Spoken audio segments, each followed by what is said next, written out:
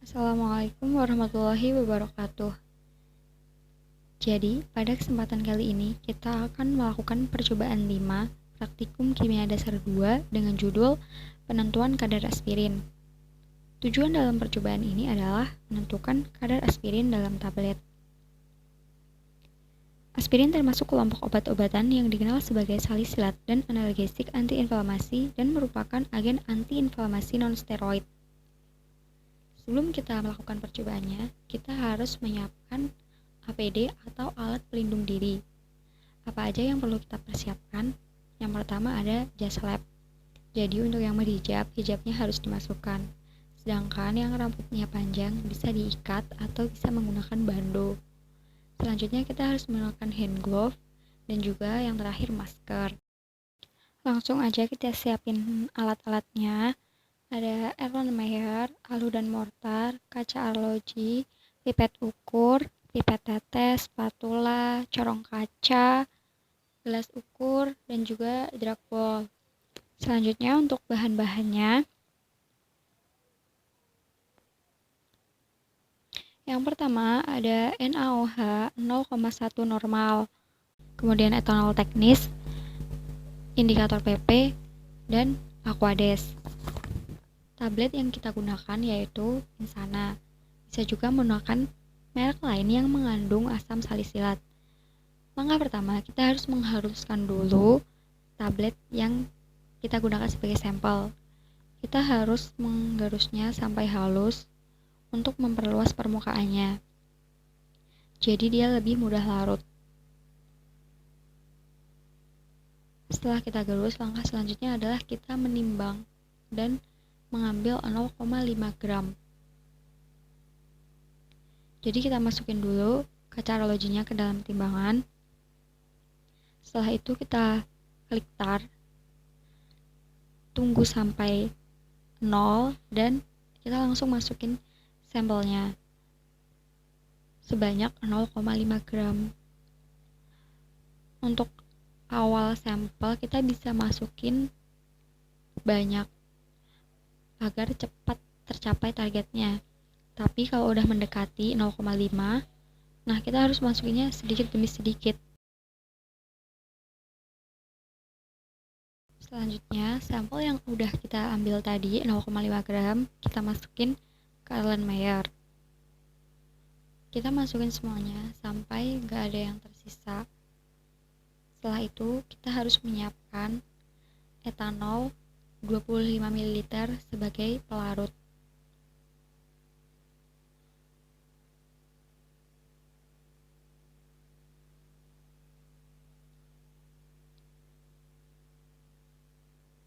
Nah, untuk etanolnya kita di sini menggunakan etanol teknis.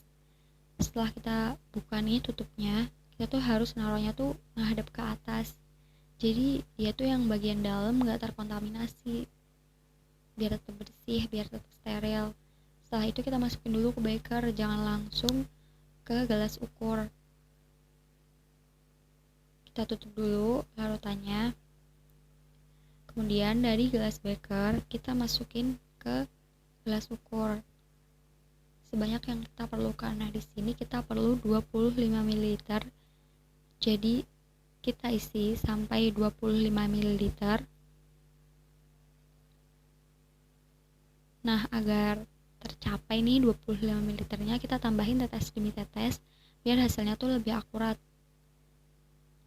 Kita ngelihatnya dari titik cembungnya. Nah, kalau udah di cembungnya itu udah di 20 garis 25, kita udah bisa ngehentiin buat netesin. Setelah itu, etanolnya ini kita masukin ke Erlenmeyer-nya tadi yang udah ada sampel Insananya. Setelah kita masukin, kita harus ngocok larutannya ini selama paling tidak 5 menit. Setelah dikocok, kita panasin sampai mendidih.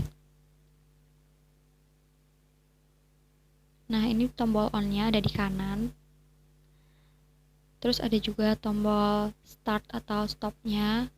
Terus untuk pemanasannya dan juga magnetic stirrer. Nah di sini kita nggak pakai magnetic stirrer, jadi yang RPM nggak perlu kita apa-apain, kita cuma ngeset yang derajat Celcius. Di sini kita bakal ngeset sampai 120 derajat Celcius. Nah ini cuman set hot plate-nya ya, bukan ngeset suhu larutannya. Kalau kita pengen tahu suhu larutannya, kita bisa menggunakan termometer. Untuk pemanasannya ini kita tunggu dia sampai mendidih. Jadi kita tunggu aja, kita start dulu, kita set kemudian kita start, dan kita tunggu sampai larutannya mendidih. Nah untuk mempercepat proses pelarutan, kita juga bisa menggunakan pengadukan.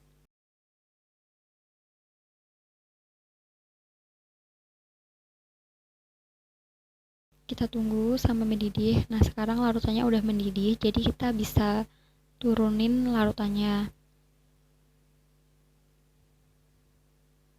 Kita matiin dulu hot plate-nya, kita stop, kemudian kita off. Nah larutannya ini harus ditunggu sampai dingin dulu, makanya kita turunin dari hot plate, karena kalau tetap di atas hot plate-nya ini kan masih panas, jadi dia nggak akan cepet dingin. Nah setelah dingin baru siap untuk proses selanjutnya, yaitu titrasi. Di sini kita bakal pakai drag ball, bisa juga pakai glass fin sebenarnya, tapi di sini yang tersedia drag ball, jadi kita pakai drag ball.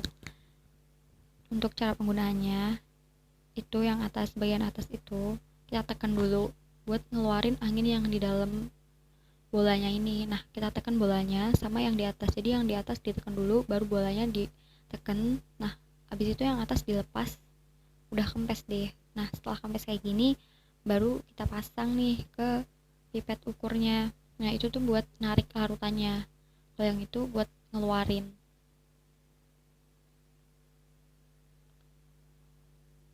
Jadi kita di sini ambilnya 5 ml ya. Kita ambil 5 ml, ngelihatnya tetap dari titik cembungnya ya. Terus kita masukin ke Erlenmeyer yang untuk titrasi. Kita masukin. Selanjutnya kita tuh harus nyiapin Aquades. Kita ambil 5 ml juga. Nah untuk nanti ngambil Aquadesnya itu kita harus menggunakan pipet ukur yang berbeda, karena biar nggak terkontaminasi. Nah ini di sini aku udah gunain pipet ukur yang berbeda buat ngambil Aquadesnya. Kita ambil 5 ml, kemudian kita masukin ke Erlenmeyer yang tadi udah berisi sampel. Setelah itu kita kocok-kocok dulu biar tercampur antara Aquades dan sampelnya. Baru kita tambahin indikator PP. Buat cara gunain pitetesnya, jadi kita tuh harus tekan dulu atasnya ini, baru kita masukin ke larutannya. Kita tambahin 1-2 tetes aja. Tujuannya ini untuk memberikan perubahan warna pada saat titrasi, karena kalau kita nggak pakai indikator, nanti saat terjadi titik akhir itu nggak akan terlihat perubahan warnanya. Nah ini ya jadi cara penggunaannya. Kita tekan dulu nih yang atas, baru kita masukin ke larutan, terus kita lepas. Nah jadi larutannya bakal naik kayak gitu. Selanjutnya kita siapin NaOH nya buat ngisi buretnya. Kita masukin dulu ke glass beaker.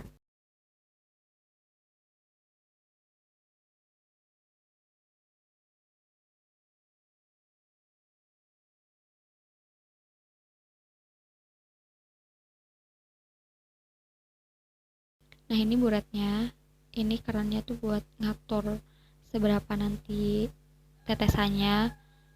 Kalau keadaan kayak itu tertutup, nah kalau yang ini tuh berarti terbuka. Nah kita harus pastiin dulu buretnya itu tertutup, biar nanti pas kita masukin NaOH nya dia tuh nggak tumpah. Terus di sini aku pakai corong kaca buat masukinnya. Kita masukin seperlunya aja, bisa di fullin juga sebenarnya. Ini untuk ukuran buletnya ukuran 50 ml.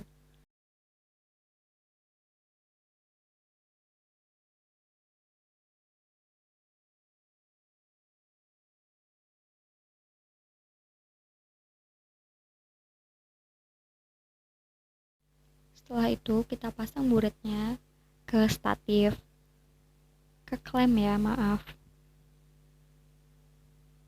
Nah ini tuh harus lurus ya keadaan buretnya. Terus juga usahakan dia tuh di tengah-tengah, jadi dia tetap imbang antara atas dan bawah. Kita lihat dulu, kita tuh harus selalu catat berapa dia tuh larutannya. Nah untuk pertama kita tuh harus keluarin dulu, biar paling nggak dia tuh turun ke bawah larutannya, baru bisa kita gunain buat literasi. Nah kita alirin dulu, jadi gitu ya cara gunain buletnya. Yang tangan kiri kita ini buat muter kerannya, terus yang tangan kanan nanti untuk megang si Erlenmeyernya. Nah kita harus catat banget nih berapa startnya, biar kita nanti tahu berapa perubahan volumenya. Kita langsung aja literasi larutan yang udah kita siapin tadi. Ini ya, pokoknya tangan kiri ini buat megang keran buretnya, terus tangan kanan kita buat megang Erlenmeyer sama digoyang-goyangin Erlenmeyernya saat si NaOH-nya itu udah netes. Terus juga untuk NaOH-nya itu usahakan tetes demi tetes aja, jangan langsung banyak, karena nanti saat perubahan warna bisa aja kelebihan kalau tetesannya terlalu besar. Kita harus menggoyang-goyangkan terus Erlenmeyernya dan terus diamati perubahan warnanya. Nah di sini di bawah statifnya ini kita pakai kertas putih biar nanti saat terjadi perubahan warna itu terlihat. Nah tadi kan orange, sekarang udah jadi pink-pink gitu, atau bisa juga disebut ungu. Nah kalau kayak gini berarti dia itu udah mencapai titik akhir literasi. Kita lihat di sini ya, pakai kertas putih ya. Nah ini kan untuk percobaan pertama ya. Nah kita bakal cobain lagi pakai Erlenmeyer yang lebih kecil biar nanti perubahan warnanya lebih kelihatan. Ini tetap sama ya, yang digunain 5 ml sampel, ditambah 5 ml Aquades, kemudian ditambahkan indikator PP. Untuk praktikumnya kita tuh biasanya menggunakan 2 kali sampai 3 kali literasi. Jadi biar hasilnya itu akurat. Kadang saat hampir mencapai titik ekivalen itu tuh pas saat NaOH-nya netes itu bakal ungu gitu. Nah kalau kayak gitu kita belum boleh berhentiin literasinya, karena kan dia belum mencapai, karena cuman setetes gitu loh yang ungu. Nah kita tuh harus tunggu sampai bener-bener semuanya itu berubah warna, makanya kita tuh harus goyang-goyangin terus si Erlenmeyernya.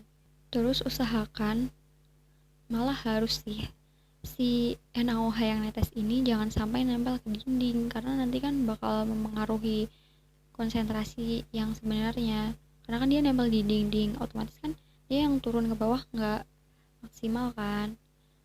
Nah ini dia udah terjadi perubahan warna.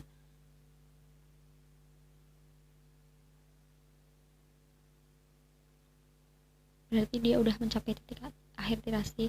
Nah ini contohnya buat 2 larutan ini, jadi aku lakuin 2 percobaan. Yang sampelnya aku lakuin 2 kali literasi, dan kita bisa lihat hasilnya di sini tuh kalau dia perubahan warnanya tuh harus sama. Terus nanti untuk volumenya yang dibutuhkan saat literasi itu juga harus memiliki range yang sedikit, dan itu menandakan berarti literasi kita tuh berhasil kayak gitu. Jadi begitu aja untuk praktikum penentuan kadar aspirin. Kurang lebihnya aku mohon maaf sebagai asisten. Semoga bermanfaat bagi kalian semua, dan aku ucapkan terima kasih. Wassalamualaikum warahmatullahi wabarakatuh.